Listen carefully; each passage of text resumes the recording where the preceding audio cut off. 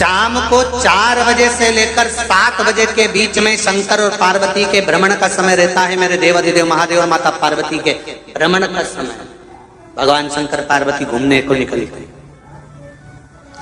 इसलिए हमारा सनातन धर्म कहता है शाम के समय पर माताओं को झाड़ू नहीं लगाना चाहिए, शाम के समय पर माताओं को चूड़ी बिछिया नहीं बदलना चाहिए, शाम के समय पर माताओं को मांग में सिंदूरा नहीं भरना चाहिए, शाम के समय पर माताओं को बाल नहीं बांधना चाहिए, शाम के समय पर माताओं को चौखट पर नहीं बैठना चाहिए। उसका कारण क्या है? क्योंकि पार्वती जी ने भगवान भोलेनाथ जी से कहा था कि तुम मुझे रोज शाम के समय प्रदोष काल में भ्रमण के लिए लेकर जाते हो, मेरे लिए आज्ञा क्या है? शंकर भगवान ने कहा सुनो पार्वती, मंदिर के अंदर नंदी रहता है, जाने वाला यात्री जब मंदिर में मेरा दर्शन करने आता है तो नंदी के कानों में कहकर जाता है कि शिव जी को मेरे यहाँ लेकर आना।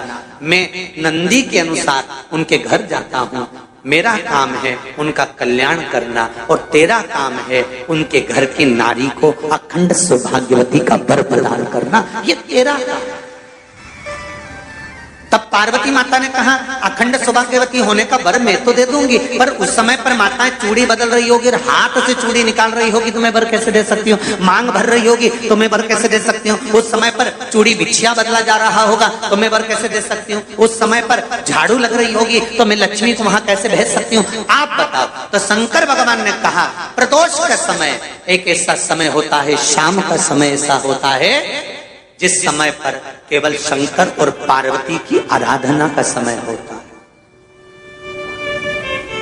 हम तो कई लोगों से कहते हैं अगर आपके यहाँ संपदा नहीं आ रही है, बहुत मेहनत कर रहे हो, फल नहीं मिल रहा, कहीं नौकरी, कहीं सर्विस या कहीं व्यापार या व्यवसाय में कहीं तकलीफ आ रही है, हम सबसे कहते हैं शाम का समय पकड़ लो, शंकर जी के मंदिर में दिया लगाना प्रारंभ कर दो।